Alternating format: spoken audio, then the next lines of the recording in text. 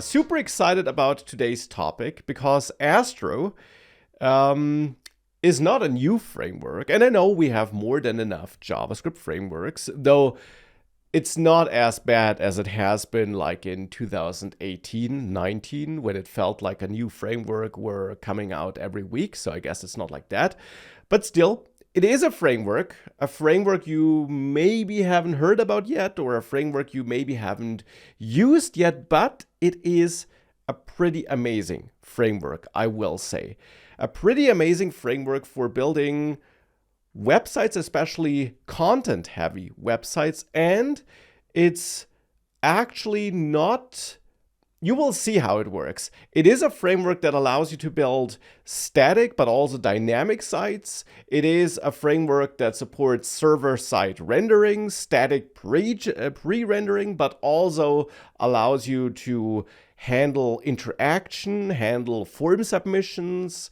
So it's really a versatile framework. You can actually even bring React or Angular or other frameworks into this framework. It's really versatile, but even without that, even if you don't bring those frameworks into it, it is really amazing. Will I use it on top of React or Vue? I will start with just Astro, because in my experience, in the various sites I built with it, that was typically all I needed, but you could bring more into it if you wanted to, and I will try to touch on that.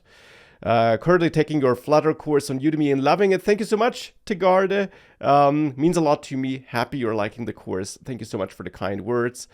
Also, Azam Abu Bakr. I hope I was close to pronouncing that correctly. Thank you so much for your kind words. Means a lot to me that I was helpful in your career and that you're a front-end developer because of me. Well, that's just amazing to hear. So thank you all so much. And with that, without further ado, let's dive right in, shall we? Let's dive into Astro. Let me just adjust my screen a little bit here.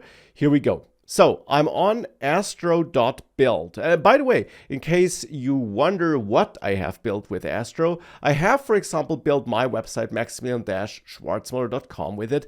Obviously, not a super complex site. You can build way more complex sites than that with it, but it is a content-heavy site. I got some articles there, I got various pages on there, and this is all built with Astro. It's all statically generated here. I also built maxedapps.com, which is more like a placeholder site right now. It's really just this one site, but you can sign up with an email here, for example, and that is something we'll also dive in today. So I built these sites with it, and if you visit astro.build, you'll see that they at least claim, and I have no reason to not believe them, that a lot of companies have used Astro for one side or the other. Yeah, Astro is known for its performance because it has very little client-side JavaScript code. It maybe has none if you don't want any. So you can pre-render all the sites, and then you have just HTML and CSS, and therefore no JavaScript code needs to be loaded and executed on the client side. And yeah, that can give you a performance boost. And yeah, finally a framework which doesn't feel like every new, powerful, most advanced GPT release version. I know. I mean, obviously, I also talk a lot about AI. I use a lot of AI, but it can really feel annoying to have all these new releases, and then they're always hyped up, and then it turns out they're not that great. And I created a separate video about that a couple of weeks ago, so I won't dive into that here. Speaking of that, you can find that video on my YouTube channel, youtube.com at Maximilian Schwarzmüller, and you can find a recording of today's stream if you're not able to stay to the end on youtube.com at Maximilian Extended. That is my YouTube channel where I upload all the recordings of all my streams, and you therefore find all the old streams there as well in case you want to dive into those. So will I update the Node.js course content? Well, not working on it right now, to be honest. And it still works. So not a strong reason. At some point, I'd love to, of course, redo it, cover new features, new syntax, but not a high priority right now, or not working on it right now, to be honest. What is then the point of using it of no JavaScript? Yeah, we'll get into that. It will make a lot of sense. I got your book, and what an amazing resource, man. I'm getting better at learning. I started 5 months ago. Thank you so much. Also means a lot to me. Super happy that my React book, React Key Concepts, by the way, I got a copy here. This book, super happy to hear that it's helpful. Means a lot to me too. I have bought several of your Udemy courses. It's all amazing, sir. I wish I could have as much knowledge as you. Well, it came over all those years. I have spent a lot, and I do still spend a lot of time writing code, and so you get practice better by practicing and better by using what you learned, of course. So yeah, just keep on going, I guess. Good. So let's now dive into Astro, and let's create a new project as instructed on their page with this command. For that, I already navigated into a folder where I want to create it, though I will use bun, but that's not a requirement. You can use npm, and the code we'll write will be exactly the same.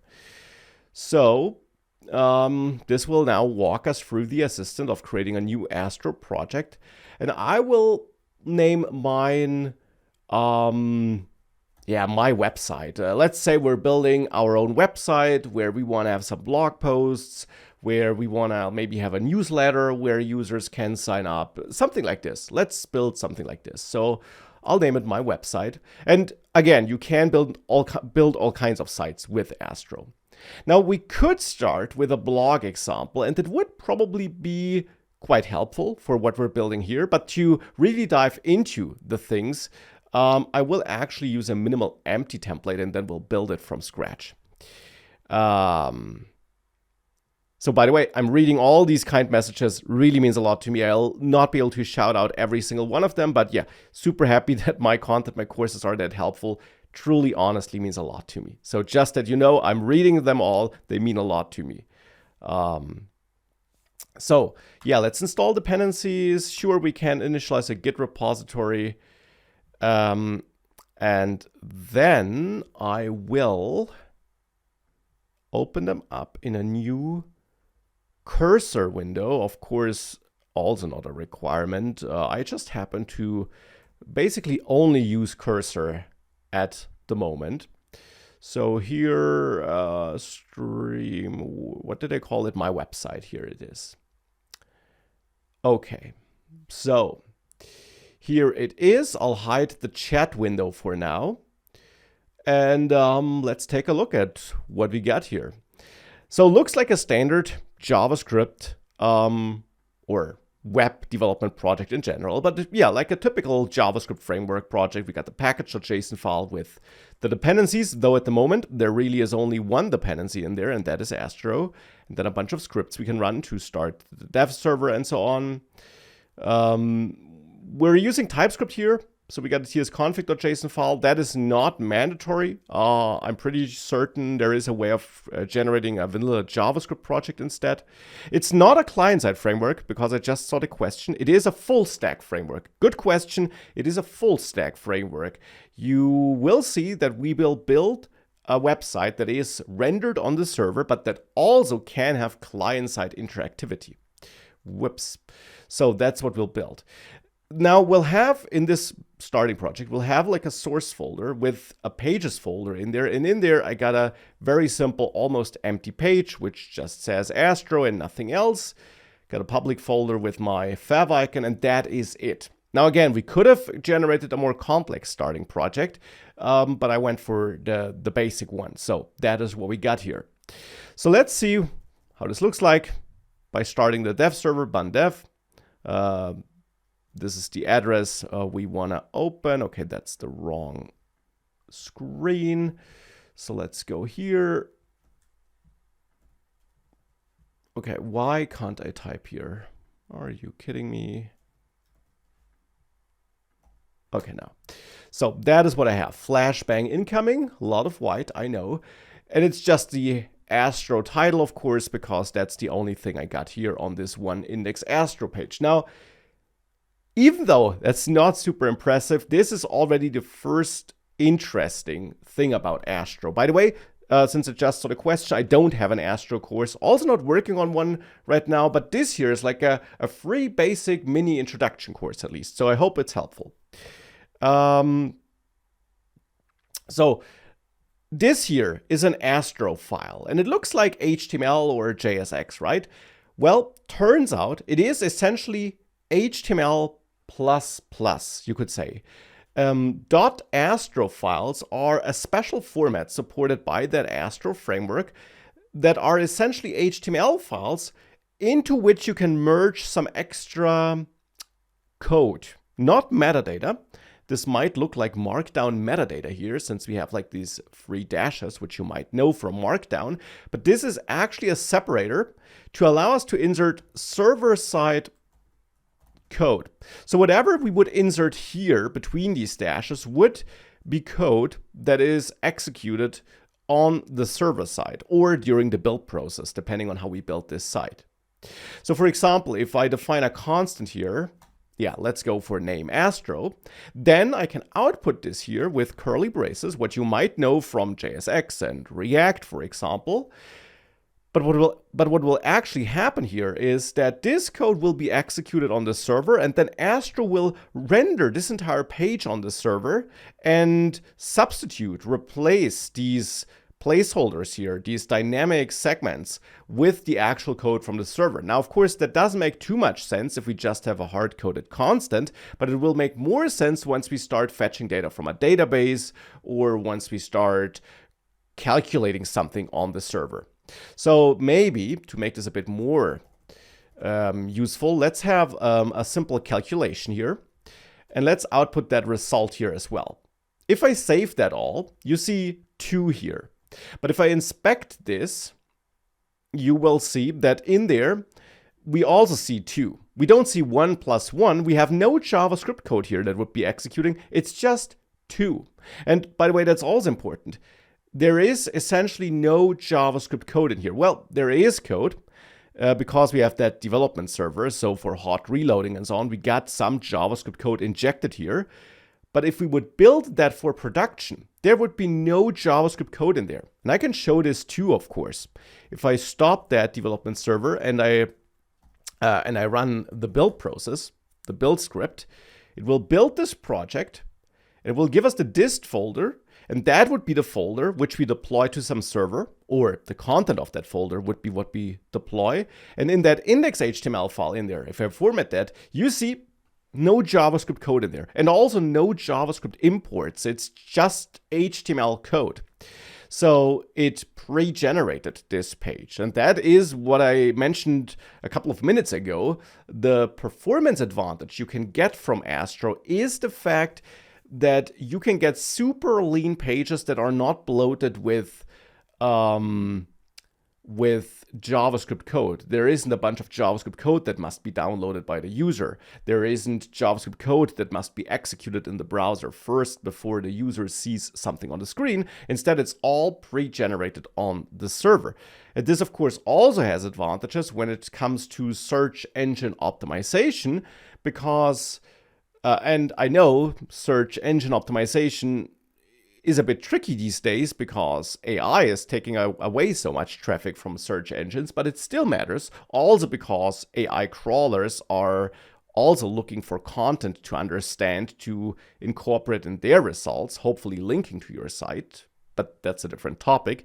But either way, for all these crawlers, AI crawlers, search engine crawlers, it's important that the response by your server that contains the page that is sent back to the client contains as much useful content as possible. Ideally, you send back the entire finished page. And single page applications, for example, typically send back an almost empty page where you then need client-side JavaScript code to populate that page. And that's not ideal because the crawler is typically not going to wait for your client-side JavaScript code to fetch all the data it needs to render the actual page. So single page applications, pure single page applications that have no server-side rendering, tend to perform worse when it comes to search engine optimization. Here on the other side, whoops, I should print here. Here on the other side, we have a site that's pre-generated on the server that contains all the content. That is the idea. That is what Astro, one advantage of Astro, one thing Astro is about. But by far, it's not all it's about. But this is the idea behind these triple dashes here. We can put server-side code between them and, for example, also reach out to a database here. We will also be able to handle form submissions with a different concept called Astro Actions, and I'll get back to that. Now, of course, you might want to have some client-side interactivity in your page nonetheless. It's nice that you can run some code on the server, potentially fetch something from a database. That is all nice and good, but you still might want some client-side interactivity because you might want to build a website that, well, provides some feedback to the user when they enter data into a form or anything like that. And here I will build my good old counter. So of course, that's just a dummy example, but it allows me to show you how you can still have client-side interactivity. So I want to have a button here for incrementing and decrementing. Actually, let's switch them. And let's name this minus and plus. How can we do this now with Astro? We can't do it with help of the triple dash area up here because that is all just for server-side code. So that would allow us to derive the counter once, but then not update it. So what we need is really client-side JavaScript code, which we don't get with this default approach here, as I just showed you a couple of minutes ago. Now, Astro gives you two main ways of solving this kind of problem of including client-side JavaScript code. Let's see, it's been some time since I've been in their documentation.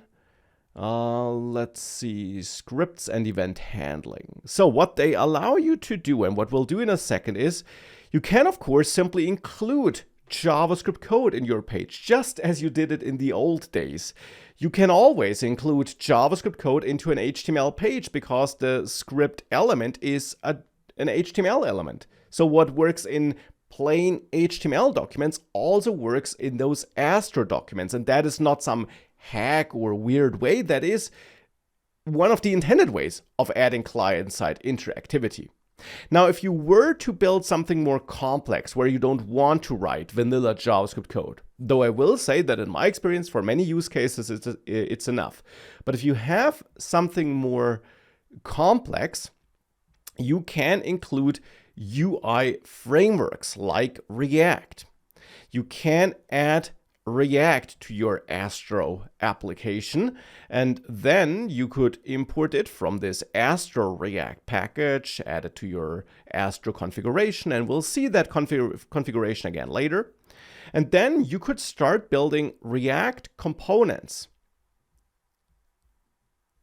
Let's see, do we have a better example here? You can start building React components and include them in your Astro file. So you would import your React component and render it in your Astro file like this, just as you would in a React app.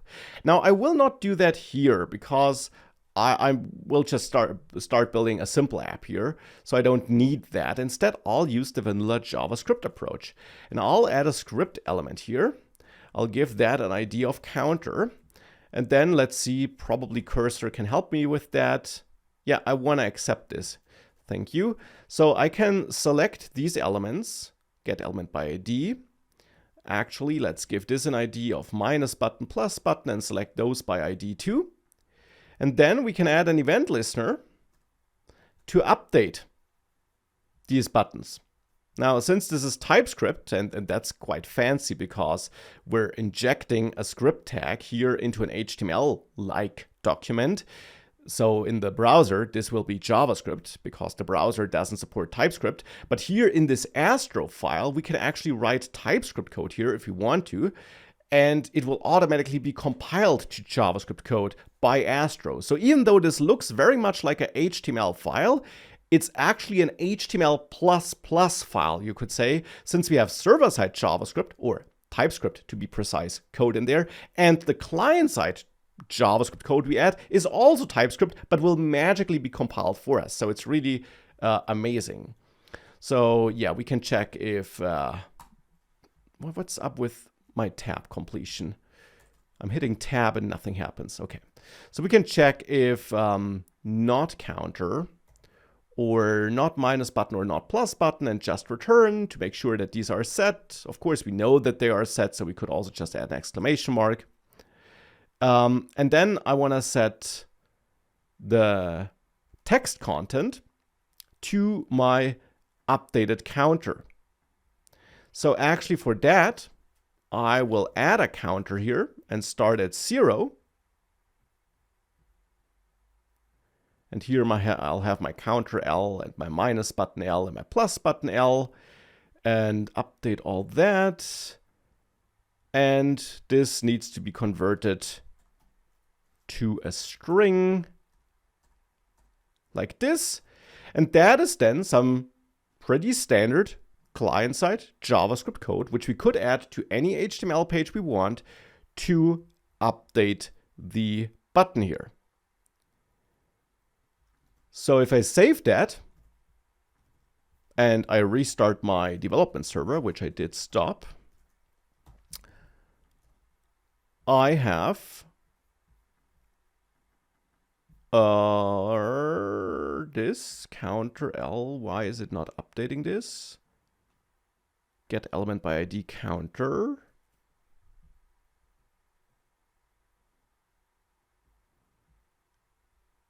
It should update them. So actually one thing I will do here just for readability purposes is write it like this.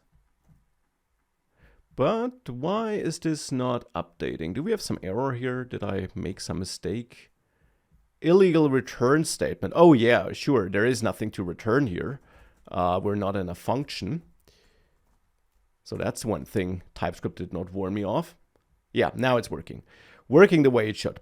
So now we have a working counter, and obviously it's just a dummy app here, but this is how we can add client-side interactivity just with good old vanilla JavaScript code, though it's actually a bit more because it's TypeScript. So still, we're taking advantage of Astro here. Can you work with your personal, a bit bigger other projects in the stream instead of creating new things, for example? Well, I might also do that in the future.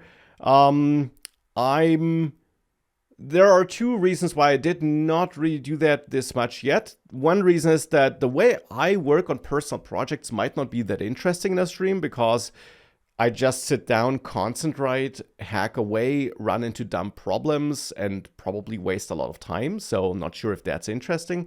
And I also don't want to share all projects I'm working on. But yeah, I will consider that for the future. Is there any... The good old days, yeah. Is there any website I could learn for programming logical? I guess like a general beginner course, like my 100 Days of Web Development Bootcamp course might be helpful for learning it from the ground up and diving into more and more complex problems. That could be helpful, I guess.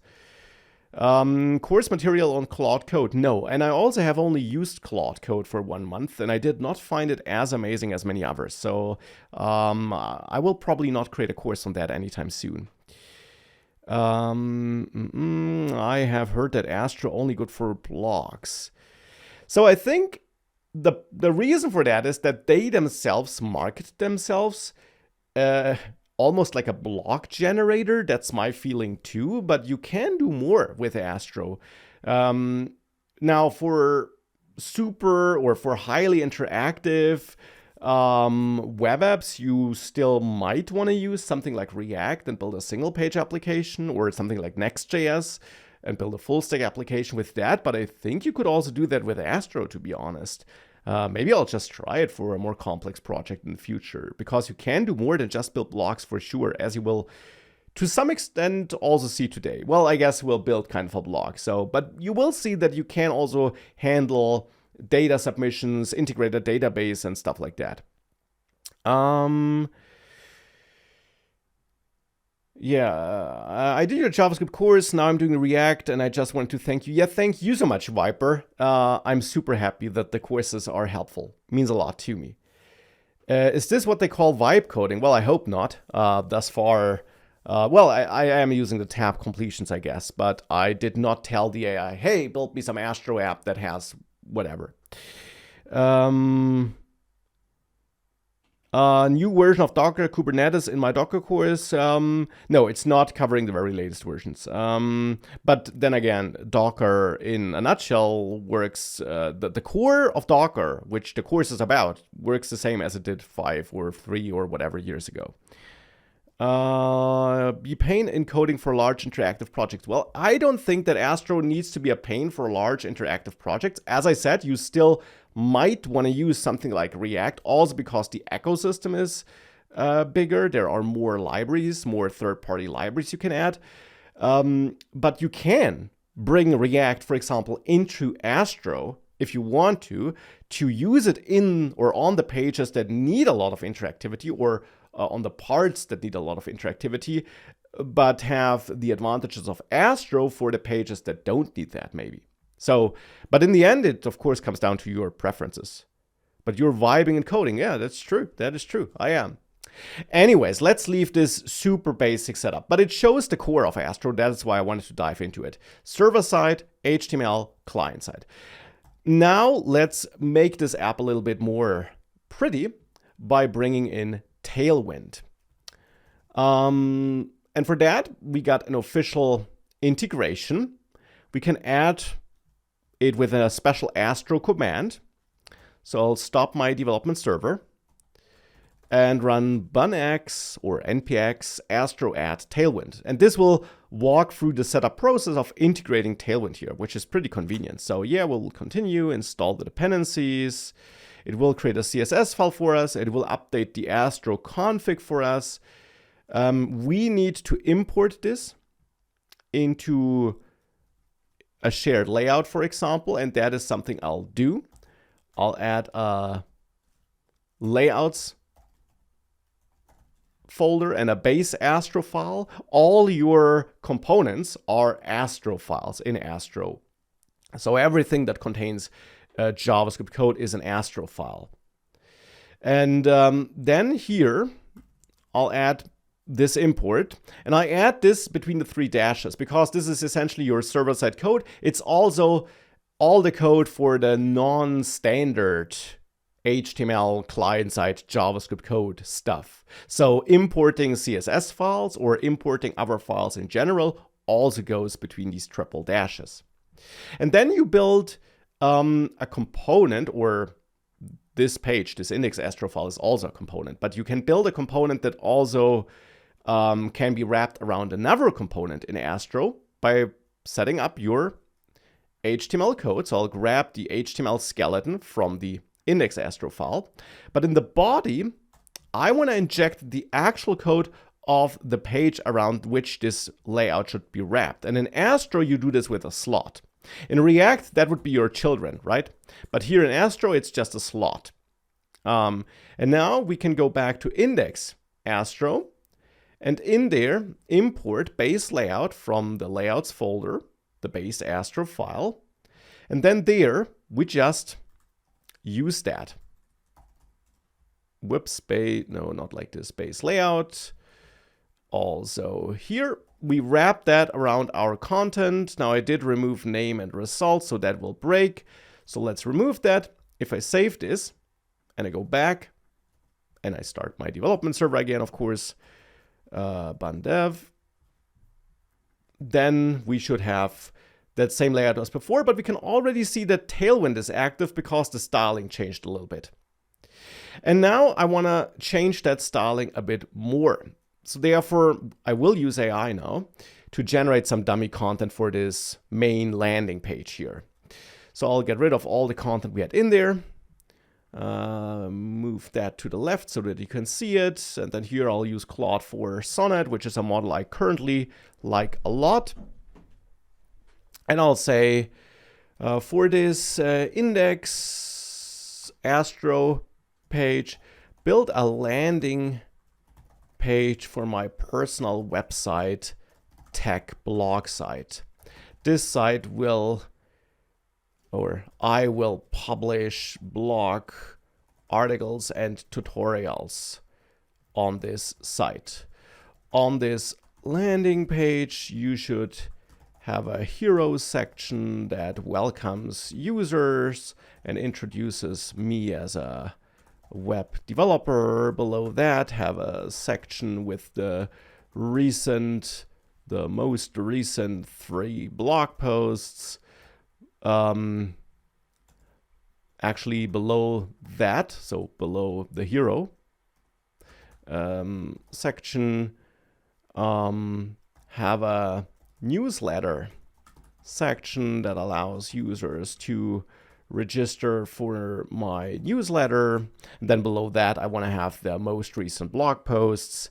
And then we could have more and more, but actually below that, have a section that highlights my 3 main skills: writing code, teaching, and informing users about news in the tech industry.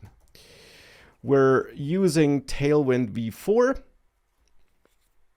so use appropriate classes. So let's see what that gives us. I just want something on the screen that looks a bit prettier, and I also want that newsletter section so that I can show you in the future, in a couple of minutes actually, how we can also handle interaction on the server and, for example, store data in a database.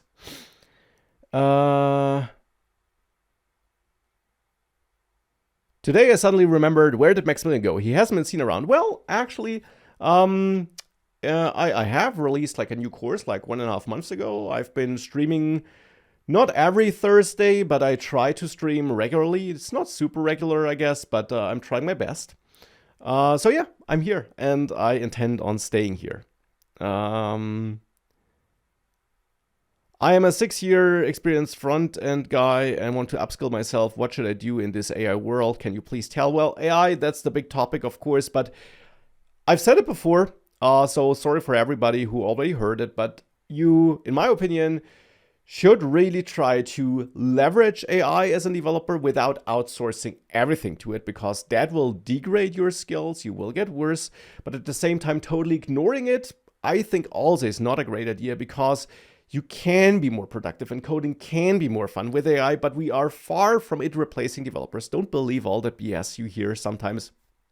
But if you know how to write code, you can be really productive with AI. You can also be unproductive if you trust it too much, if you get lazy. I've been there.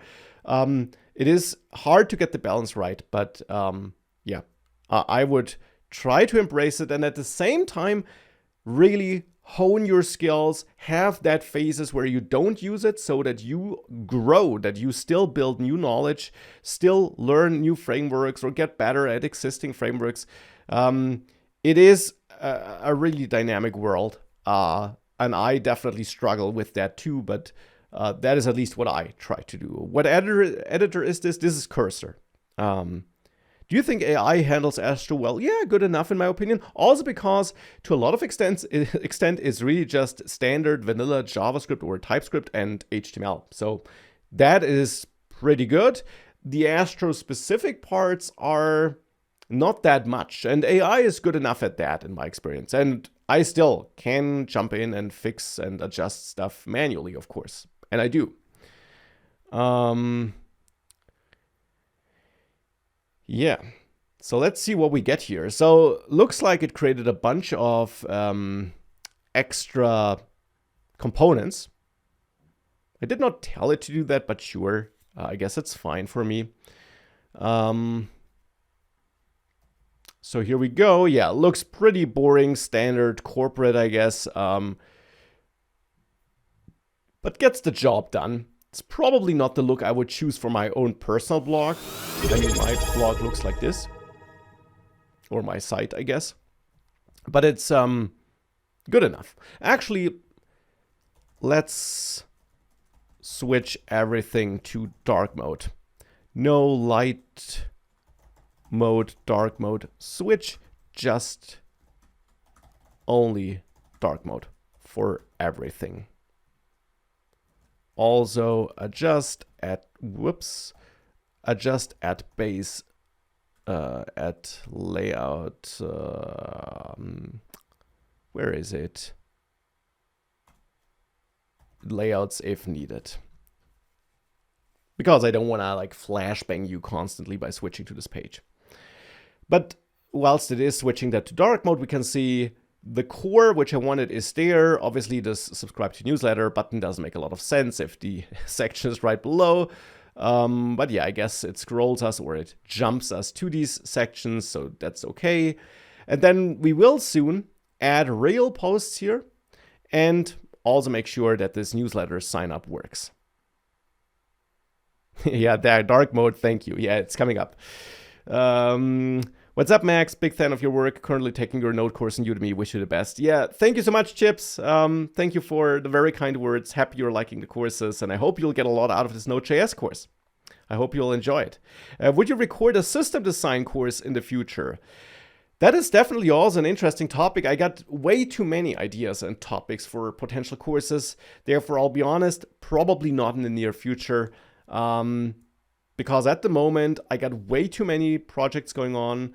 And if I do record courses, I plan on either updating existing courses, because there definitely are some courses I would love to update, or new, probably AI-related courses. But yeah, in general, systems design, definitely important. Would love to do it, but yeah. Yeah, there is a WordPress vibe. I do agree. In this layout. Now it's dark mode, almost dark mode. It's still working on it, but yeah, still has this not super interesting look, but good enough. I will not spend a lot of time on the styling here, because I want to rather dive into the Astro specific parts. So as long as this doesn't look horrible, and I don't think it looks horrible, I'll go with that.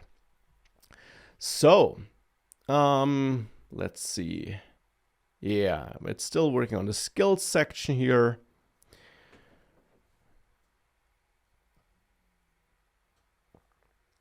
Can we build e-commerce sites with Astro? I would say you can, but I haven't. So from what I know is in Astro, from the features I used, I would say you can. But if you would, I can't guarantee that at some point it won't. At some point it wouldn't be easier with another solution. I can't guarantee that, but I think you could with Astro. And as I said before, it might be an interesting challenge for me too, to build a more complex site, a more interactive site with Astro. Okay, so it looks like the dark mode is done. So now with that, I'll give AI another task before we dive in deeper. Also add a shared footer included in base Astro in the layout that includes links to privacy, policy, and support page. Also add those two pages, similar to add index, in the pages folder. So I'll just let it create more dummy pages, which are still fully static, don't have any server-side code. So that's why we'll not build them from hand. I'll just add them to have a more realistic site. Can you use Astro for cron jobs? Well, you can, I guess, set up timers in there, but if you want to use it for a backend API you use from a mobile app or something like that, well, you can build an API with it too, as you will soon see, but I guess, yeah, you can set up timers, you can schedule jobs there, but it's like cron jobs you would typically register on the operating system level. And whilst you could issue those commands from inside your Astro app running on Linux, for example, I'm not sure if that would be the main use case for it. What's the best stack now in Germany? Well, I don't know, to be honest. I'm not in the recruiting. I'm not recruiting. I'm not looking for jobs. I would say with React and Angular, Next.js, you're not in the wrong direction. Mern, of course, yeah. Like knowing MongoDB and or SQL databases will never hurt. So this is now adding a footer here. It's already coming up. Got the privacy policy, got the support page. Great. Let's now add some server-side interactivity. Okay, so now let me switch that again so that I got my Explorer here again, because that's now the next interesting part, because of course we got that newsletter section here, right? We got that, and in there we got a form.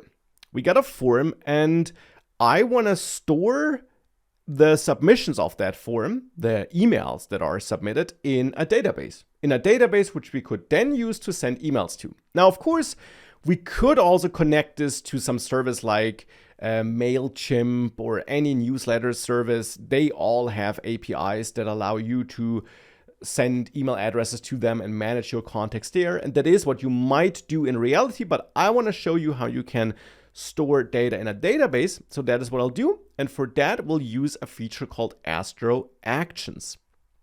So that's the missing thing, which we haven't covered thus far.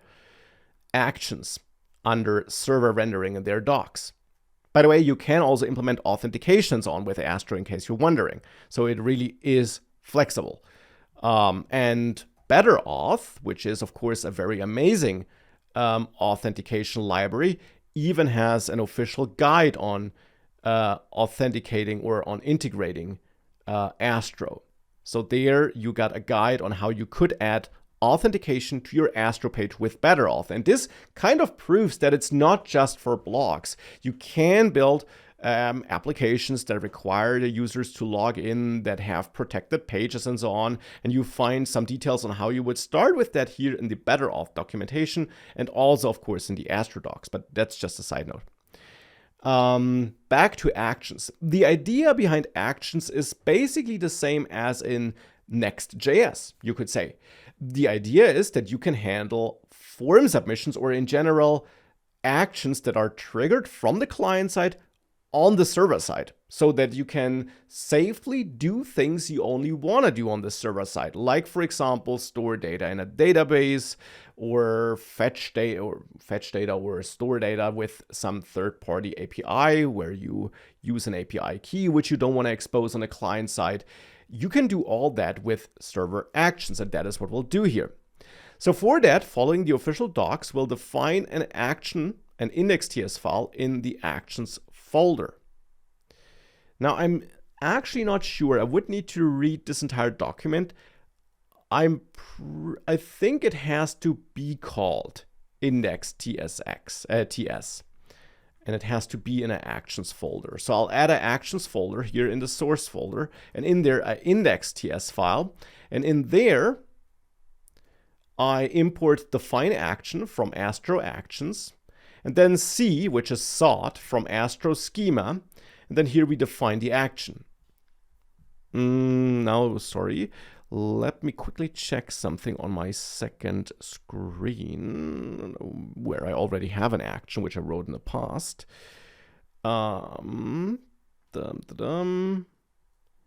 Yeah. So, okay. I also named it index.ts there. Hi Max, missed the first 45 minutes of the stream, sadly. Going to check those when the recording goes live tomorrow. Yes, it will go live tomorrow, of course, on youtube.com, Maximilian Extended. So you can watch it there. We just got started with Astro.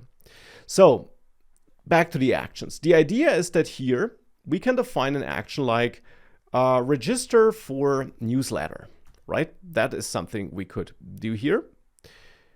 And I'll just take a quick look.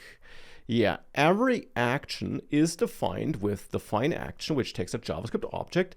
And then in there, you can define what you want to accept, and that can either be JSON or form. You would choose form if you directly want to handle a form submission, and JSON if you instead want to handle a request that's manually sent, for example, with help of the fetch function.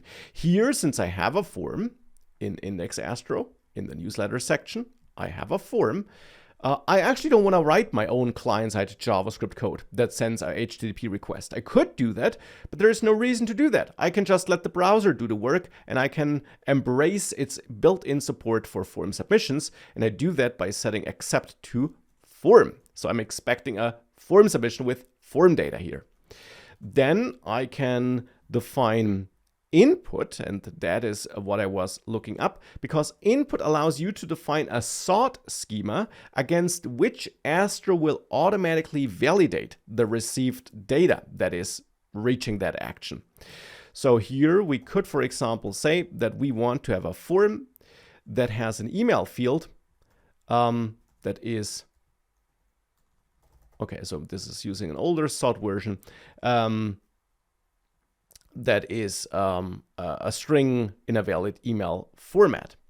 And then that's why I'm getting an error. We also need a handler, and that's the main thing, which is the actual function, an async function that will be triggered by Astro when this action is hit. And you will see how it gets hit in just a second. So it's in here where we would want to store that in the database. Now, you see, I actually get an email field here. I can extract an email field, and I get this because of my schema here. So Astro will automatically validate the received form data, check if there is an email field in there, which contains an email address. If there is a non-such field, it will return an error, which we can show in the client side. Otherwise, this function here will execute and will get this email. We can extract it like this. Actually, in the past, I always used this input here, which essentially, I think, had the shape of this object. But let's try this email, since TypeScript allows me to extract it. Oh, no, I get it. What we get is an input parameter, which is an object, which has those fields. Yeah, so we got the email. And then for now, I'll just console log email. Soon we'll store it in a database. The question is, how can we now trigger that action, of course? Because ultimately, that is, of course, what we want to do. And we can trigger it also similar to what you might have seen in Next.js by going to the form that should hit this action, and by adding the action attribute, and by setting this to something dynamic. And the dynamic thing you set it to is something you import from Astro Actions. So not from one of your files, but instead from this special Astro Actions import. From there, you can import an Actions object, and you can use that here. And there you will find that action you set up. So that's why it's important to store that in an Actions folder, in an index.ts file, because that's where Astro will be looking for actions. It will then automatically detect them and expose them through that Actions object here. So now this form here is linked to this action. Whoops. And this code here should execute when we submit that form. So let's give this a try.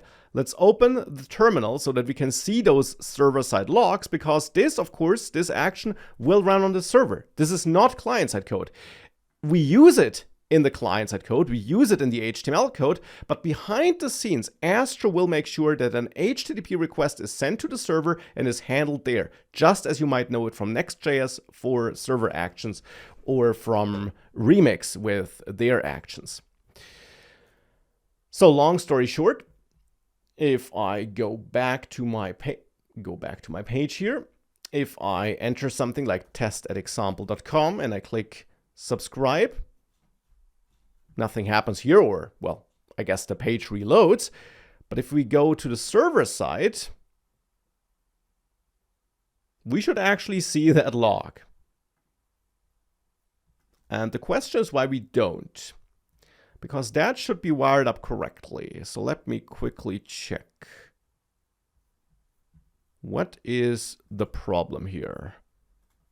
Well, I did oh yeah, the problem is that we need to set the method here to post. Otherwise, a GET request is sent by default, and GET requests just lead to a new page being loaded, not to an action getting triggered. Just like in Next.js, you need to set method to post to actually trigger that action. So that should do the trick. So let's try this again. Not sure why the styling changed. If I now save this, a post request is received. Oh, maybe we don't have... Yeah, the input needs the name email. That's also important. That is vanilla HTML, by the way, and standard browser behavior to include an input field. in a form submission, it must have a name, because that name will be the name of the field under which the entered value will be stored and exposed through that form data. So I didn't have a name attribute here, so this input wasn't included. Now it should be included, so now let's give this another try. Let's open the terminal and let's submit this one more time. And okay. This is not the email value. We don't need to manage that because we're relying on the standard browser feature. Oh, I got some broken code here, I see. Maybe that was the reason. We don't need to manage the value manually, like in React maybe, because the browser will submit it for us. The browser will track and get the entered value for us and submit it for us. So maybe it just was broken because I broke the markup here. That would explain the broken style. Because this is not that complex of a feature in code. The post request is received. But for some reason, we don't log this. Let's just log a dummy message here. I mean, this is classic, right? It always works. You're in a live stream and you have some stupid mistake that breaks it. Yeah, div is inside form, thank you. I did just fix that. And yeah, Astro does use sort for validation. That is correct. Now, let me quickly check, because I got this working on another page. And the code is not too difficult there. But let me see, what is possibly the reason for this not working? But if I take a look at this other code on this other screen, it's the same code, of course, more or less. It's wired up correctly.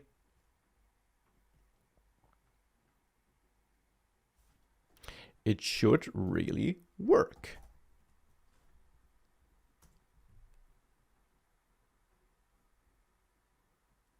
Oh, yeah, this is the reason. This is the reason. Yeah, sure, I forgot this. Probably something that's mentioned in the official docs, to be fair. By default, and it's good that we actually stumbled across it, or I stumbled across it. By default, Astro, at least right now, is pre-configured to give you a static site, essentially. So when you build it, it pre-generates all pages during the build process, so that you can deploy it as a static site. That means that by default, there is no server-side rendering possible. And that includes server actions. So in general, there is no server-side logic possible. All the server-side logic you put, for example, between those triple dashes, all that logic will be executed during the build process by default. Now, of course, for some sites, you want to have logic that actually executes on the server whenever a request reaches the server, and you might want to have server actions, like I do here, so that you can handle form submissions and, for example, store something in a database. And by default, this is not enabled. So you need to enable this to switch from this static breach generation mode to the true server-side rendering mode. And that is what I forgot here. So let me see, how did this work? Yeah. First, we need to install an adapter. Do the official docs mention this here? Yeah, we need a server adapter for server-side rendering, actions included. There are different adapters, as you can see. Right now, there isn't an official bun one. I think there is a community one, but I'll just use the official Node.js one here to make sure that everything works. So actually, I'll still use bun for installing it. For executing this Astro command, but I will be using Node.js through bun, essentially. So this will install this adapter, and it will also update the configuration for us. Speaking of that, we can take a look at it. The Astro config MJS file. This is where the Tailwind plugin was registered before, when we added that, and this is where this adapter is unlocked. And this adapter is what we need to enable server-side generation. We also need to set the output key to server. And this tells Astro that we're no longer just pre-generating during the build process. I think it still does that, but we're not limited to that anymore. Instead, we now also unlock on-demand server-side generation, including server actions. So this is the missing piece. That is what is required. And I think that is all now. Let me check. So we need a server adapter. To render any page on demand, you need an adapter. So we did install one, the Node.js one. Yeah, exactly. By default, your entire Astro site will pre-render. However, you may opt out of pre-rendering by setting this to false. Okay, so now that we got server-side rendering, we could tell Astro that certain pages should not be pre-rendered on the server, because for some pages it might not make sense. And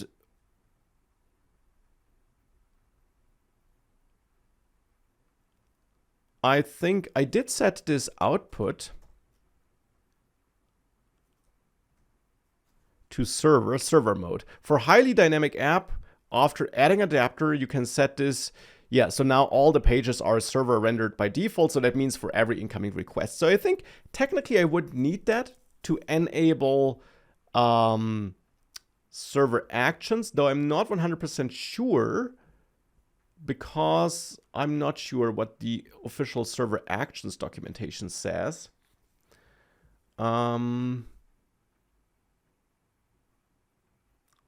And I don't want to read it here. Doesn't matter. I will enable it so every page is pre-rendered, is rendered on the server for every incoming request. With that, if I now restart that server using bun, but if you run it like this, it will actually execute with Node.js on the server. So with that, if I now finally go back, no, don't want to resubmit. I want to just revisit this page like this. And if I now go here, try this one more time. Yeah, finally. Here are the log statements. Not sure why I'm seeing them twice. Might be some development server thing. But yeah, we do see them here. So finally.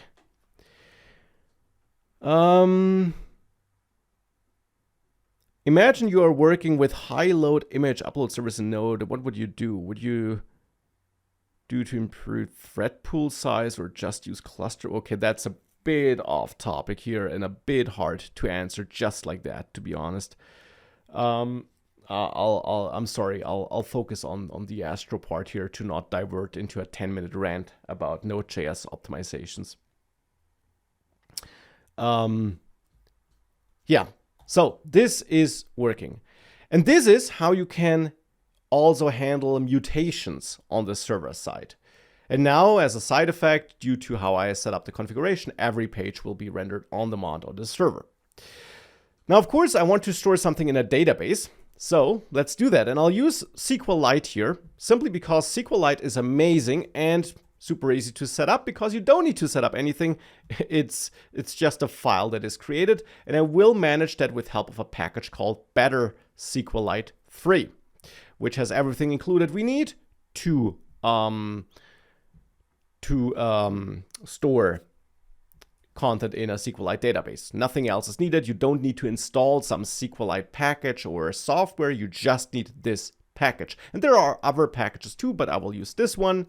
Bun add Better SQLite 3. Let's see if that works. Sometimes the installation fails. Here it worked. And now I want to store data in my database. So we'll add a new, let's say a new lib folder here with a dbts file. And then again, I'll use AI here, because that's a fairly standard task it should be able to complete. In this app, whenever the server action in index.ts is triggered in the handler function, store the submitted email address in an emails table via SQLite using Better SQLite 3 already installed. Set up the SQLite database with wall mode, etc. in libdb and use raw SQL statements because we won't use an ORM here. That should be good enough. Do they still have their Astro DB? I think they do, but I'm not sure if it's being continued. I mean, it was a product they launched. It's still in the docs. I'm not even sure what exactly it is right now. If it is something you can easily add to basically get SQLite with even better Astro support, we maybe could have used that too now that you mention it. I never used it, so that's why I did not think of it. But yeah, we could probably use that too. So let's see, the AI is done. Let's actually switch again and also bun add the types for Better SQLite 3 to get rid of this error. Okay, so what do we have in dbts? It's setting up the database in a data folder. Let's actually name this app.db, that database file. We could also put this in a .env file, of course, this file name. Wall mode, it creates the emails table. Auto increment is not needed. It will automatically create that by default if it's the primary key. Created at, sure, that looks good. And then get some very simple helper functions here, or prepared statements, I should say, which we can execute. And actually here I just need the insert email function. So I will get rid of the other two. Like this. And then in the index.ts file, it tries to run this prepared statement for this email address, logs, returns success, catches errors, and returns something else if that fails. Speaking of failure, that is also something I want to handle, of course. But for now, let's see if that works. Let's again try this here. I think the development server is not running, so let me do that first. An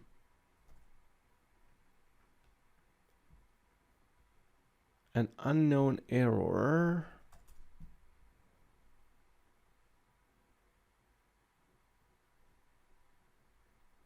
That's a very unspecific error message, unfortunately. It could be related. Oh, I think there was a problem with Astro and Better SQLite. I think there was a problem. It's not a problem for us, though.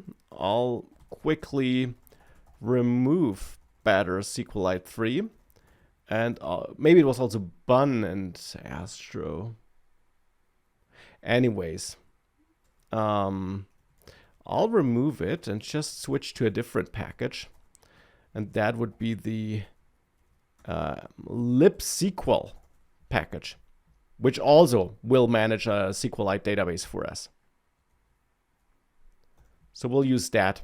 And I'll just tell AI to actually, let's switch all the code to use the @libsql client package already installed. So let's do that.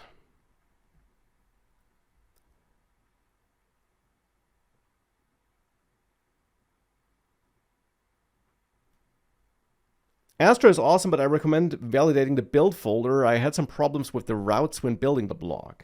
Interesting. So I actually have also built a couple of pages, a couple of sites with Astro, and I never ran into any issues with that.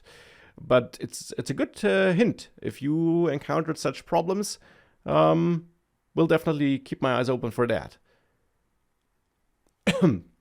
Okay, so Let's switch that again. And it now switched, excuse me, switched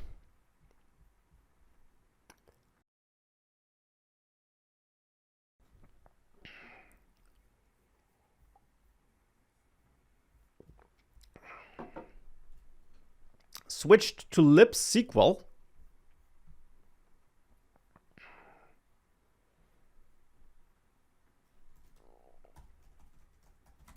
Let's add wall mode again. And with that, I think it should now work. I did run into some problems with Bun and Better SQLite before. Okay, I still get an error, so that was not it. Still, I do recall that there were some problems with Better SQLite. So we'll stick to that, but nonetheless, what is the issue here? Unfortunately, it's a really not helpful error message. An unknown error was thrown while loading the Astro actions file. So I guess it has something to do with my database code, because that's the only thing that changed. So let's take a look at that code again. Whoops. Do we have any details here? Nah. Actions can't be loaded. It's not too helpful.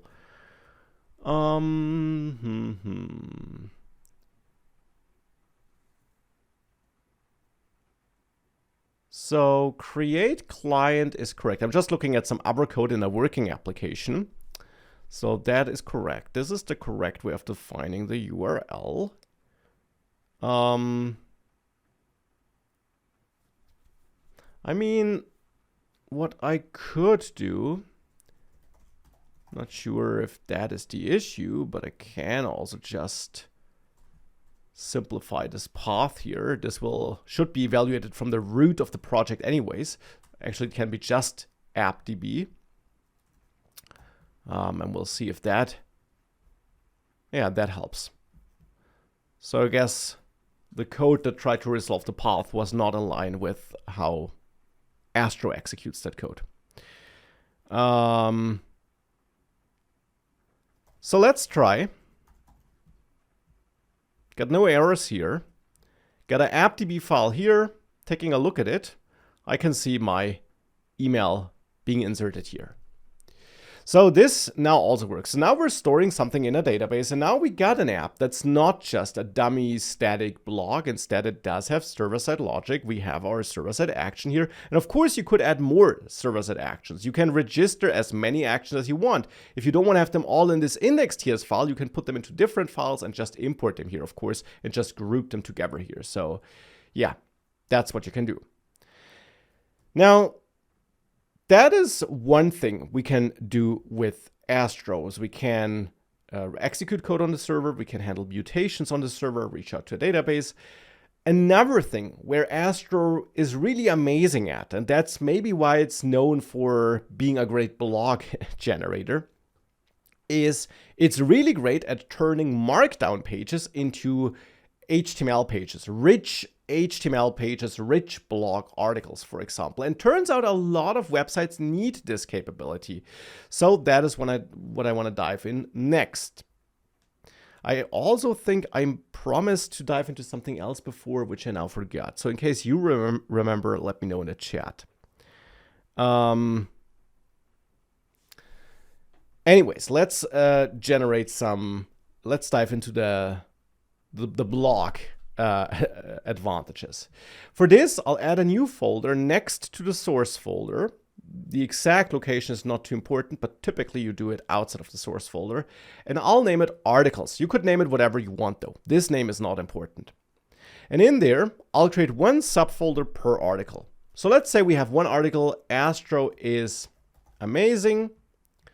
And I just use like a slug-like blog folder title.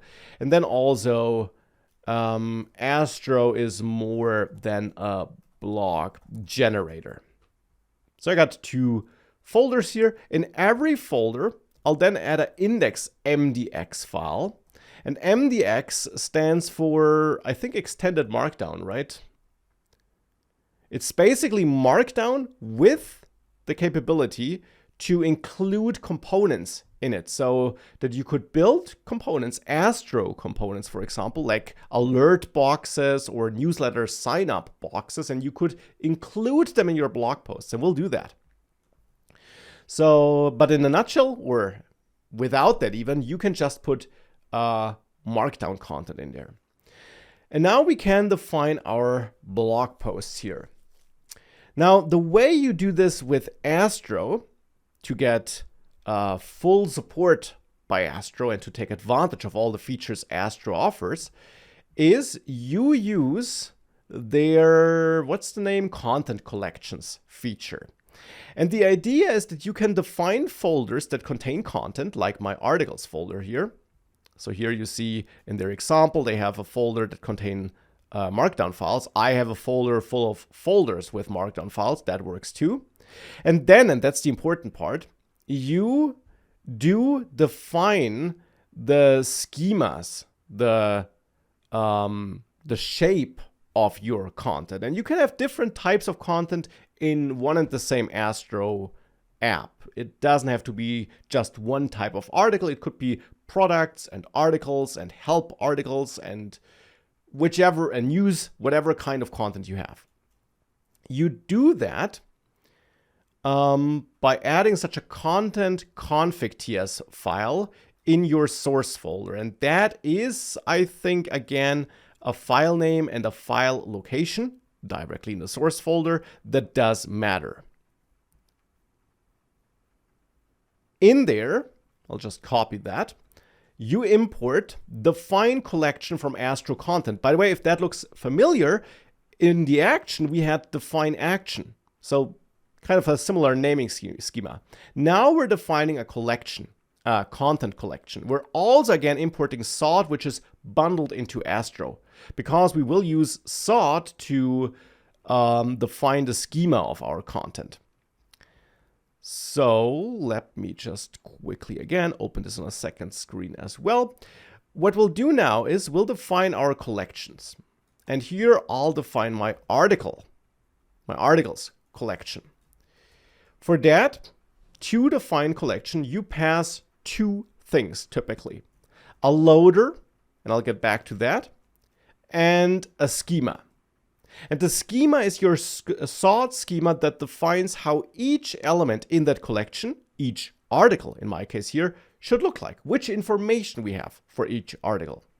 Now, it actually is just the metadata which we define here. So by default, we will have the main content of the article as an additional piece of content we have. But we also have the metadata for each article, something like the date or the tags we might want to assign to it. And that is what we define here in this schema. Also something you in the end can see here. So my schema here is an object, and that defines the metadata object for each article. And I want to have, let's say, a title, which should be a string, a summary, which is that brief summary text I want to show on the list of articles page, which is also a string, a date and tags and an image. Yeah, but I'll change the image in a second. For now, we'll do without one because that works a bit different. And the content, no, we get this automatically. So the metadata I want to have is just a title, summary, date, and tags, and I think I'm good with that. Maybe also the author, though it's always me, but yeah, doesn't matter. Okay, so that's the schema of the metadata of each article. The loader tells Astro where and how to find our articles in our project here, because of course we got potentially multiple types of content. Here I just have articles, but even with the articles, it's not clear that the stuff I put into this folder, which is named articles, which was my decision, is meant to be treated as articles by Astro, that it's meant to be mapped or linked to this collection. That's not clear. So that's where the loader comes in. Here we use that glob function to essentially define a pattern telling Astro which files should belong to this collection. And here I want to have all Markdown and MDX files in any folder, as long as that folder is in my articles folder. That's what base defines. So this loader simply tells Astro, and you find that in the official docs as well. So that's where I got this from, right? So this tells Astro that it should look into the articles folder, and then it should essentially look for all Markdown, all MD or MDX files in there and load those as content for this articles collection. And then here I'll just export this. That's something Astro requires. And I don't need the file import. So that's how we can define a basic articles collection and how we link it to our articles. Now we need to make sure that every article we have in there has this metadata we just defined though. So a title, summary, date, and so on. So in every article, we add metadata. And now the 3 dashes here are not Astro code. This is not server-side code. Instead, we're in a Markdown file here. And in Markdown, you can typically, depending on how you parse those Markdown files, you can typically include metadata. Astro supports it. By the way, Astro in general supports Markdown files. You don't need to install any extra packages or libraries into an Astro project to parse Markdown and to convert it to HTML. We will need to install something to make MDX work, but Markdown would be supported out of the box. And MDX is also super easy to support. And thank you so much, Esther, for this. It means a lot to me. I'm happy to hear that this is hopefully helpful. I'm moving quite fast, I think, so I hope it's not too fast, but maybe it's also too slow. I don't know, but yeah, thank you so much. So here we define some metadata, and the metadata we define here needs to be in line with our schema here. So we need a title, a summary, a date, some tags, and an author. So let's do that. Title could be Astro is an amazing web framework. And then I'll actually, again, let AI help me here with that, because it's not so much about the content here. So I'll say populate the metadata in the MDX files in articles based on the schema you find in content config.ts. Come up with meaningful dummy content that makes sense for their respective parent folder names. Also add some dummy article below the metadata. Again, be creative and create content that makes sense for the respective article. Let's see if that is any good. Whilst this is generating, I can already show you how to make MDX work, because we need to install some extra plugin, which thankfully is provided by Astro. So all we actually have to do is run npx or bunx astro add MDX. And this will install the MDX plugin, which extends the Markdown support, which is built in by default, to MDX, which is this Markdown ++, which can also include components. So let's continue, install the dependencies, and let it edit the configuration and restart the dev server. And now if we take a look at the Astro config, we see the MDX. I guess it's not a plugin, it's an integration, but it is unlocked. And this allows us to use MDX and, for example, include components, Astro components, for example, into our MDX files by importing them and using them, for example. And it's not just Astro components, as they also mentioned here. You can also include UI components, which you could build with React, for example, as I mentioned before. So looks like the AI is done. Let's see what it gave me.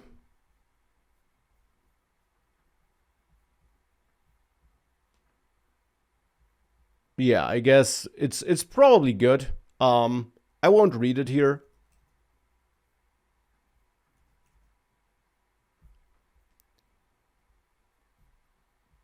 Let me just quickly check something. I'm actually not sure if the tags are valid YAML like this. I think we actually should have something like this. So convert to a YAML list. I don't know. Is that, oh, you never stop learning, I guess. Well, we'll see if that works. YAML is horrible, by the way. Okay. Now, I wonder, why am I not getting any syntax highlighting here? Probably because I don't have an MDX extension installed. Yeah, let's install this one. Yeah, better. Way better. Okay. So we get 2 demo articles now, which are in line with our content collection schema. What we can now do is we can set up a dynamic page that will be generated for these different articles. And of course, we can also generate a page for all the articles. Now, actually, we already have our index page with this recent posts section. So I think what would make sense is to show the recent posts here. So in my case here, 2 posts, though I want to sort them by date. And of course, I want to adjust the date. Since it was generated by AI, it's of course not recent. So let's say this one is from today and this one is from yesterday. So we got this date. So now in index.astro, I want to load that content. Do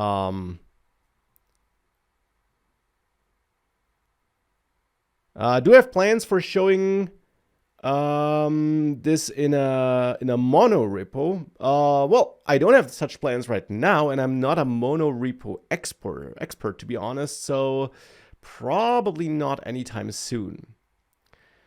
Yeah.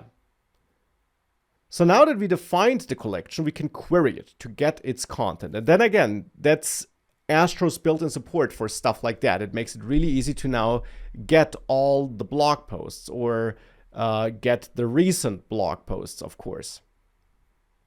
Because what we can do is we can call get collection, which is imported from Astro content. And here we get TypeScript support because it's all linked thanks to our content config TS file. We can get our articles collection. Now this is a promise, so we can get our articles here. And this would allow us to load these articles. And since I'm between these triple dashes in an Astro file, this code will execute on the server or during the build process, but not on the client side. So we could also reach out to a database here without compromising our database credentials, which is really neat.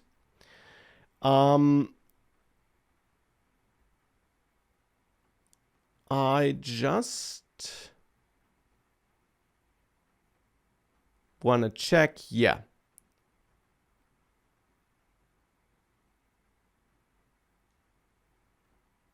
I will admit I'm not sure if we can sort this before fetching all blog posts, though. We probably can, but here this example does fetch them all and then sort them, which obviously is no problem if you just have a few, but could be problematic if you have more.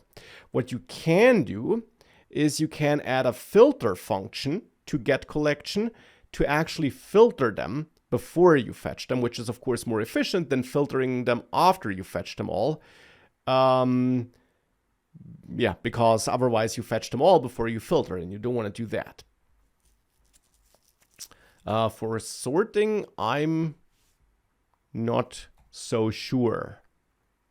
I think it's just a filter that can be defined here. Though you could, of course, define a filter that filters out blog posts that are older than a certain date. Anyways, here I'll just get all articles. I'll then have my recent articles by first sorting them with the toSorted function, which is supported by modern Node.js, to sort based on the date.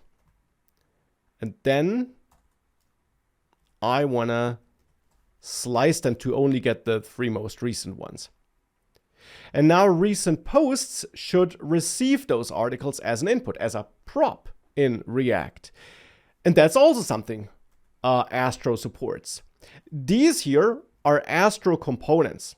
And of course, they have the same shape as the index Astro file, because that also is an Astro component. It's just in the pages folder, and therefore, I didn't mention it before, probably should have. But therefore, since it's in a pages folder, it's loaded as a page. If it's called index, it's loaded for just your domain / nothing.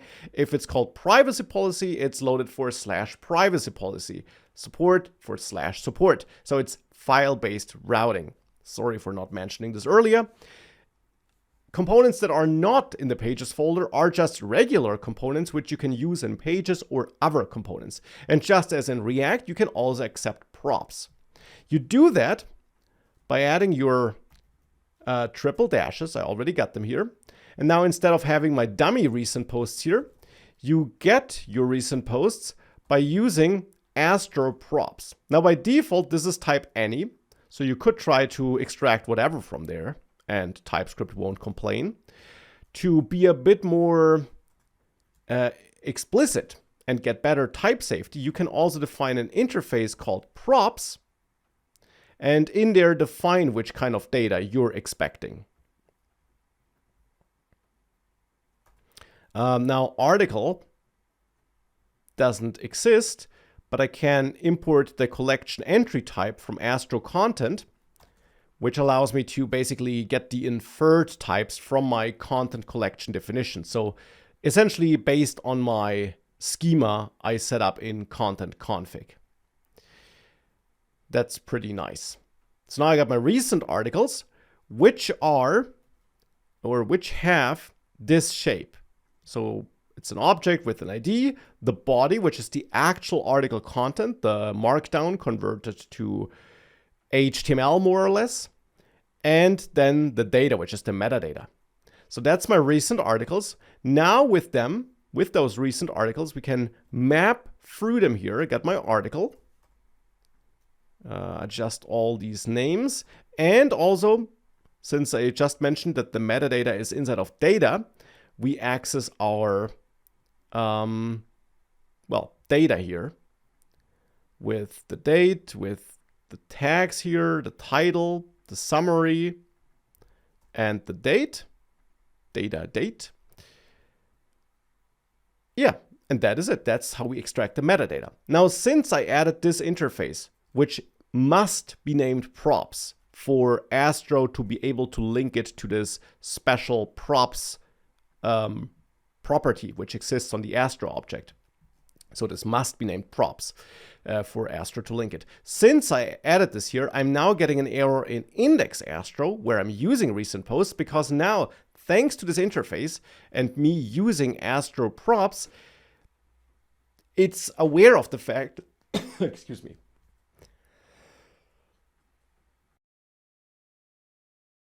It's aware of the fact that a prop is missing here, the recent articles prop, which I'm adding now. And I'm adding my recent articles, which have just the right shape. So with that,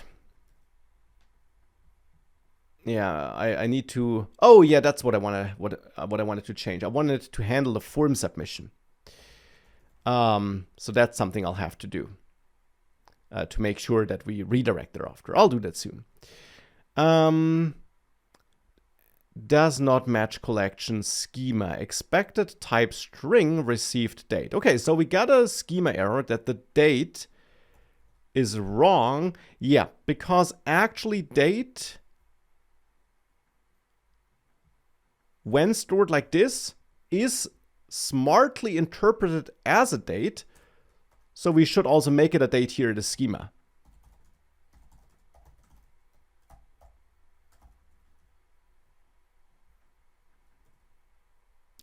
So this is now gone. And now we see the most recent 2 blog posts here. Now, there are some problems though. So it generally works, obviously. But that's not looking so good. So of course I want to format the date.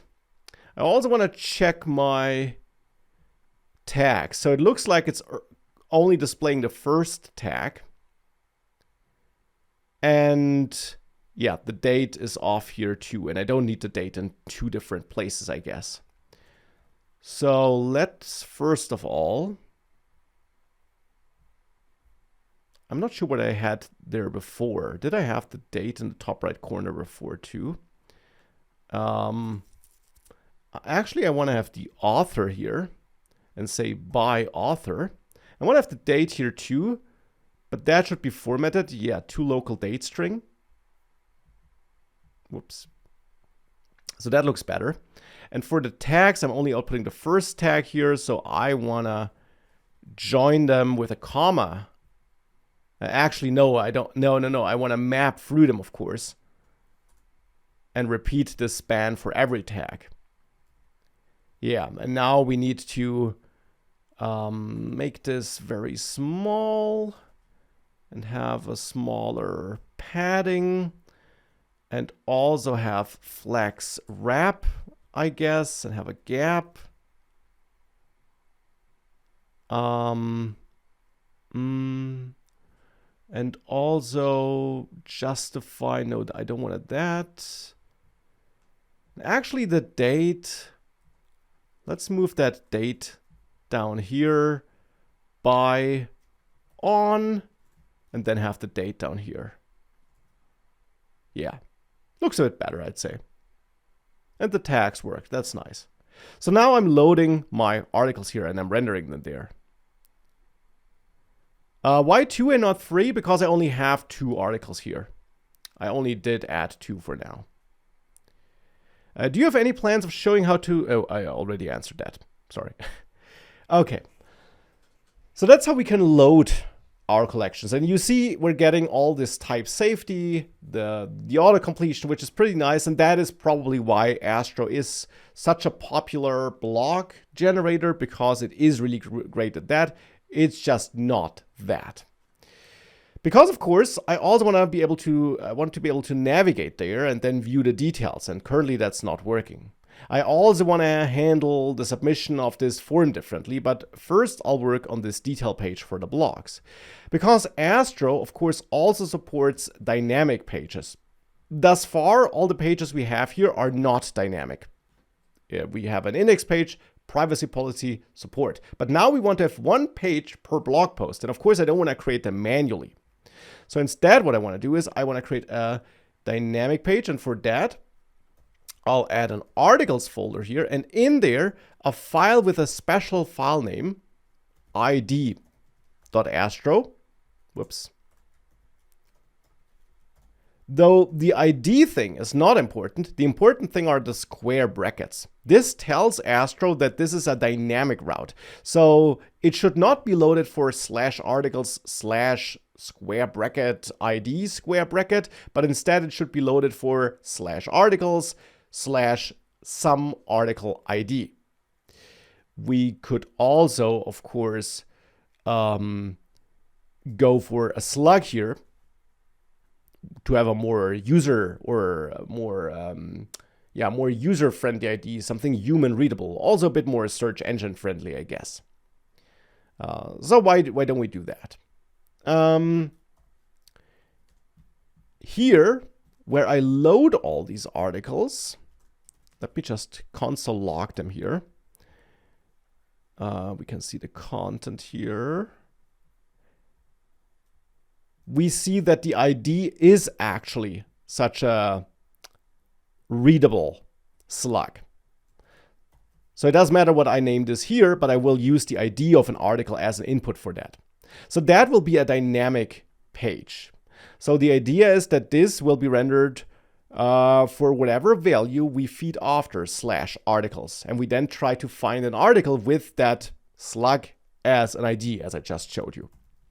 So again, we need to do something on the server because, of course, we need to load the article for the different slug values, for the different IDs on the server during the build process or when the request comes in, but not on the client side.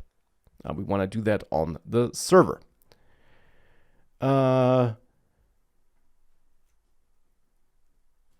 So let me just, it's Astro params. Wasn't sure. There is Astro params for that. We had Astro props for extracting props in Astro components. If you have a dynamic page like this with a route parameter, as it's called, you would use Astro params, and that would allow you to extract your params from there. So in my case here, slug. So I'm getting slug, which is a string, because all param values are strings, because it's always part of the URL, and the URL is just one long string. So we got a slug here. Now I want to check if we, for some reason, don't have one. Shouldn't really happen, but if we don't have one, I will use Astro redirect to redirect to the 404 page, because we clearly can't find an article if we don't have an ID, if we don't have a slug. So that is how you redirect to another page. You use Astro redirect. I think we could also use that in our action here. By the way, if we're successful, instead of returning like this, we could probably redirect, though I will revisit this quickly. I'm not sure. I'll come back to that later. We do definitely redirect like this inside of an Astro component, though, or an Astro page in this case. So we want to do that if we don't have a slug. If we do have one, I want to find the article for that slug. We can do that by awaiting. By the way, you can always by default use await in there. With help of get entry, which is imported from Astro content, which allows us to get a single content entry. So not get collection, because I don't want to get all the articles. I just want to get a single one. So get entry from my articles content collection, because we could have multiple content collections, but here is one. And I want to get the entry with an ID of that slug value. So the second value to get entry is always the ID of the content piece you want to fetch. And in this case, we just saw before that what I call slug here, and I could have called it whatever I want, is in the end just that thing which will be the ID of an article.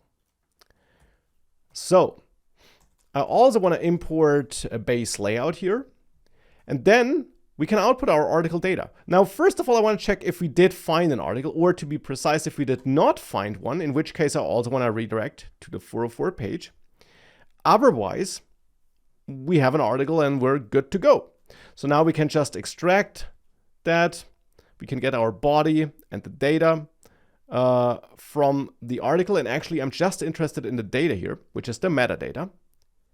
And I will get the body in a different way, because of course I want to render that markdown body as HTML. And I mentioned before that Astro helps us with that conversion, and it does, but yeah, I think there is a default 404 page, by the way. To get help with that conversion, or to use Astro's built-in conversion, what you do is you call the render function, which is also imported from Astro content. So no need for an extra import here. We just import render from Astro content. And render is a function provided by Astro to render markdown as HTML. So we call render here, and to render, we pass the entire entry, the entire content entry, and that's it. And Astro will automatically dive into it, get the markdown content out of that, and as a result, we'll get back an object which has a content property. Uppercase C, because you can use it as a JSX or an HTML element. Just like that. By the way, just as in React, your Astro components start with uppercase characters, which is why this one also starts with an uppercase character. So that will be the markdown content rendered as HTML. We also get some other stuff here, like the headings, which would be nice if you would render a table of contents with links to the different sections, for example, but here I just want the content. So now again, I'll actually use AI here to make this a bit prettier and say in this page, improve the look of this page. It will render a blog article based on the blog posts in the articles folder and the schema defined in content config.ts. Output the core metadata nicely formatted and styled at the top, the content below. Use a modern look that's in line with the styling of the main page, which is my index Astro file. So let's see what we get. Will I be setting up dynamic open graph tags? Well, we can look into this too, I guess.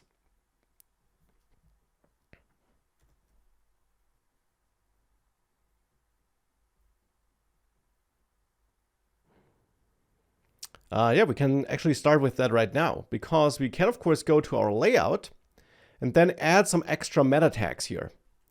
And for example, add a meta tag. Actually, again, let's use AI. Add base OG tags.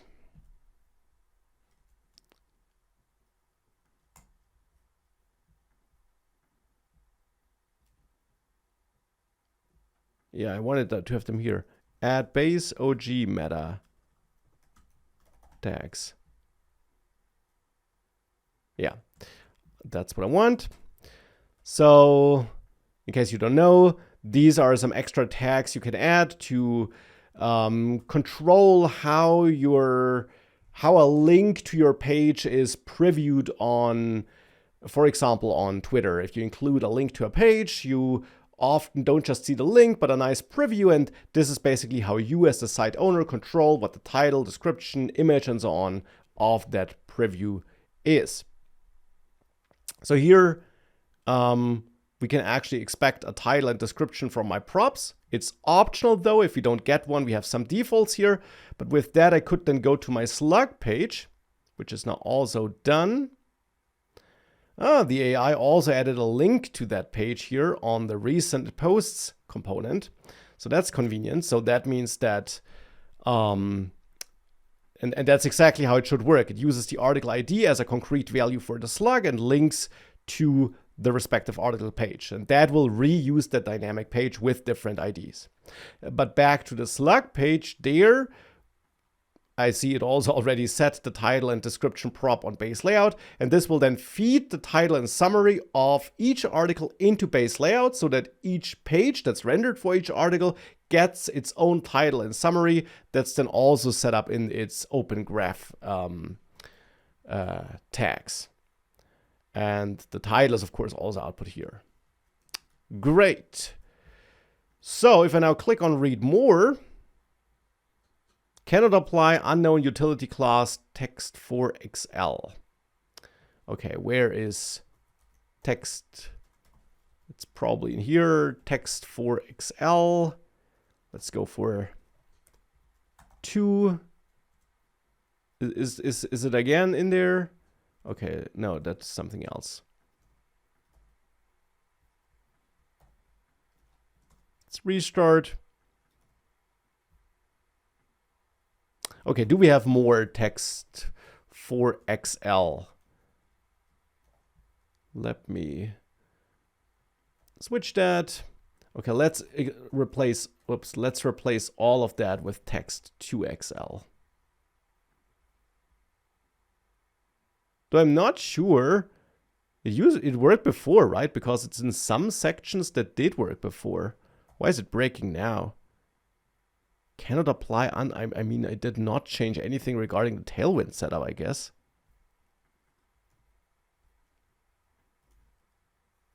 If I replace everything here with 2XL, will that fix it? Okay, no. So that's kind of the weird stuff. I did, oh, maybe.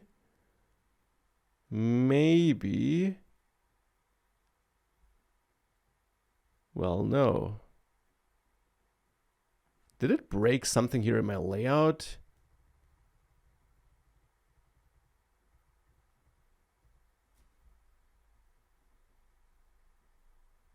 Styles, global. It's actually all looking good, so... Yeah. Let's see. Maybe some space is missing. Yeah, maybe something like this.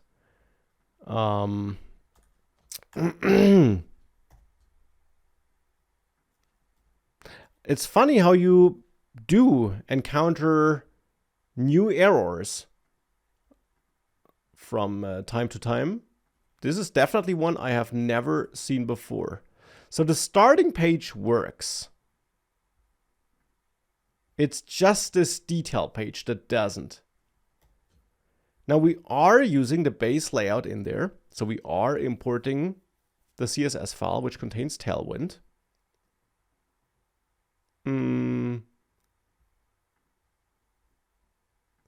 Now just for... Oh, it set up a bunch of styles. What the? I don't... Oh, I guess that is to... Yeah, I know why it did that.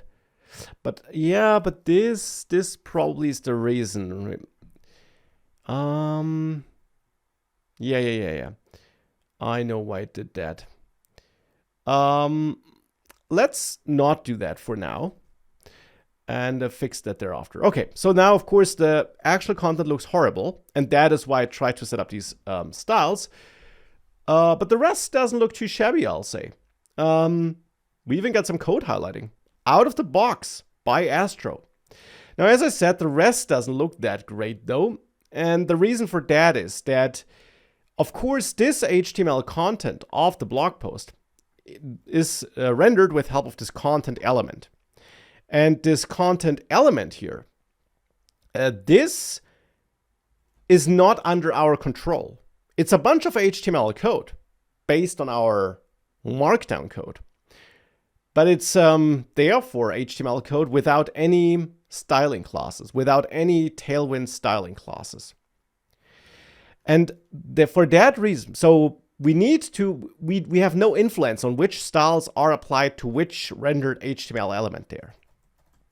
And that's why Tailwind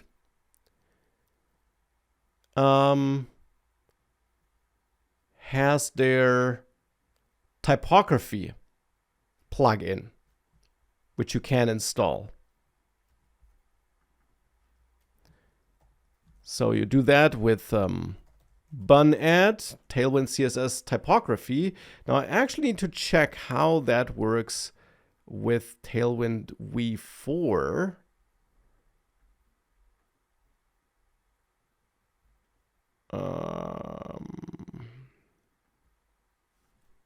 Let me quickly check. Oh, I think I did not use it in my last project. That's too bad.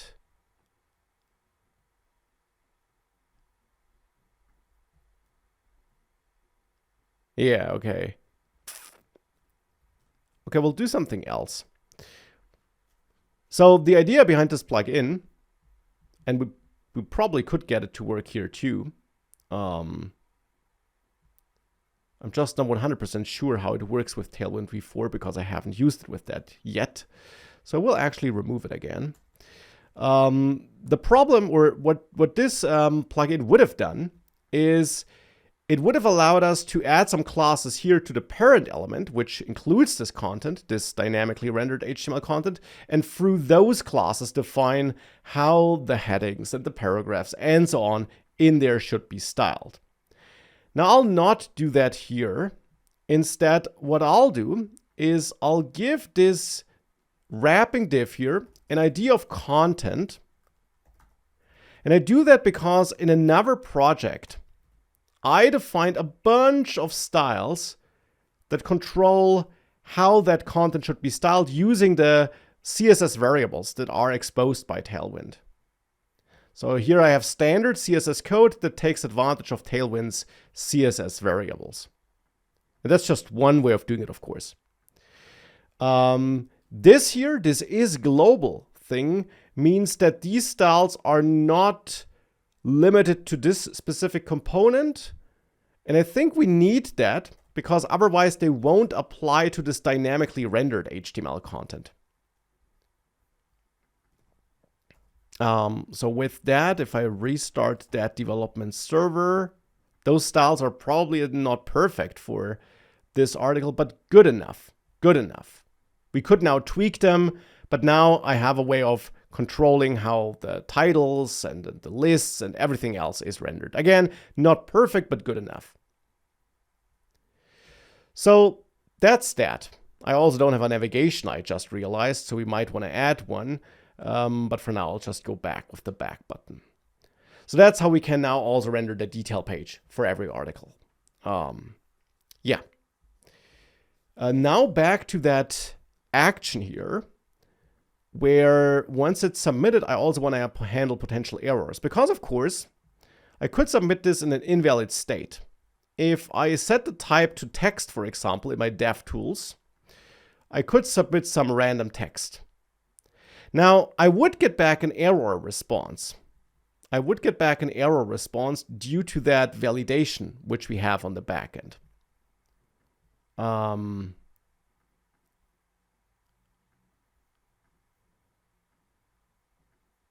So essentially what it does is it loads that page again, but I got a 400 status code. And I get that because in my action, I have this input validation, which sends back a 400 code, as it seems, if validation fails. Now, let me quickly check.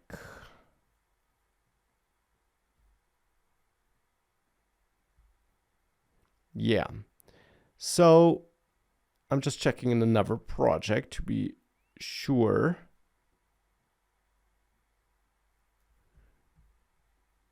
Actually, let me also check with the official docs because I want to get this right. Actions. Before using the data property. Actions return an object containing either data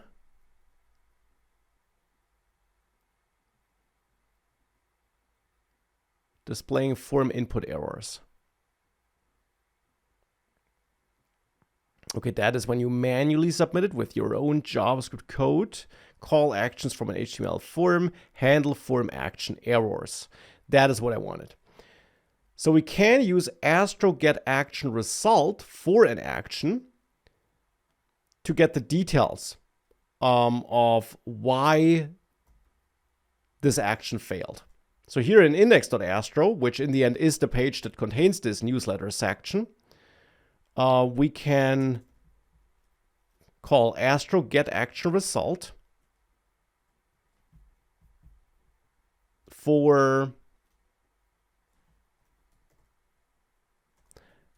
actually I think we can even do that in here in that newsletter section component which is used in that page. So here we point at the action for which we want to get the result. We don't need to await that. Good. And we get a result object, which in the end has the shape of the data we sent back on the server side. Now, I'm actually not sure what we get or if we get anything at all here if the validation fails due to the sort schema we have. So let's test this. Yeah, I don't want to do that. Let's go back like this. Let's again change this. Whoops, not this. Let's change this here to type text. Enter something. So that should fail, of course. And on the server side, okay, on the server side, we get an object with an error key as it seems.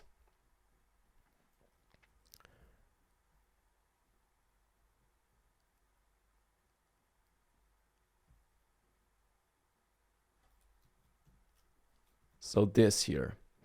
Okay, so we can use that to construct the error message. We can get an error message by using this message if it's available. Otherwise, this will be undefined. And then we can show this. So yeah, maybe here or below that. We can show an error message if it's available. Okay, that is not a very user-friendly message, I guess, but it is a message. Actually, we want to check, I guess. Oh, so the problem is that my error message here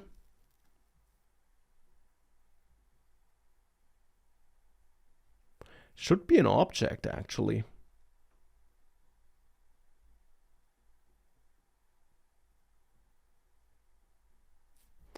It should be an object, actually.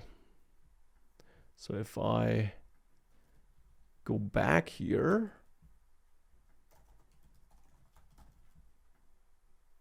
Oh, that was a valid address, of course. Well, technically it was one I already had in the database, so that is also something we might want to check for. But again, let's see. Why am I getting this? I mean, I guess what we can do is we can check in general if we got an error. And in that case, we could set something like submitting email failed and otherwise not set anything. And that would be one way of handling it. But of course, it would also be nice to dive into the specific message. But unfortunately, I am running out of time here. So yeah, this will have to do for now. You can handle those results though. And of course, the official docs are a great way to dive deeper. Hello, thank you. To dive deeper and learn more about handling errors, including those. Oh, is input error. That is how we can get those validation specific errors, I guess. Okay. So let's do this then. Let's quickly get is input error and check is input error result error. That's what they have here too, right? Yes. If that is the case, then I want to get result error fields, I guess. Otherwise, I want to get an empty object here. And then, following their logic, I can use my, and I'll name this now input errors, just as they did. And now I can use that and check if input errors. Okay, if there is an input error for email field, getting nice TypeScript support here. And in that case, I'll output. Okay, that is then a list of all the error messages, which I'll just join together. Okay, so official docs are great. This is how we can get those validation related error messages, I guess. Yeah, and now we're getting invalid email. Great. So that's how that worked. Obviously, styling could be improved, but I gotta go, unfortunately. I gotta go. There is more we could dive into. We only scratched the surface. I haven't used the MDX capabilities really, right? I haven't included components there. We haven't talked about server islands, which is another interesting feature, which allows you to blend dynamic content into statically generated content, to have like a static generated shell with a core that is then re-rendered for every request, for example. AstroDB is a feature I have never used at all, probably also interested. Images, also interesting. We have no images on this page, and Astro has actually great support for automatically providing responsive images, for caching those images, and a lot of other interesting stuff. I might dive into it in another future stream. It's definitely an amazing framework. I hope you found it a bit interesting and a bit helpful. Definitely, especially if you're building like a blog personal site, consider using it.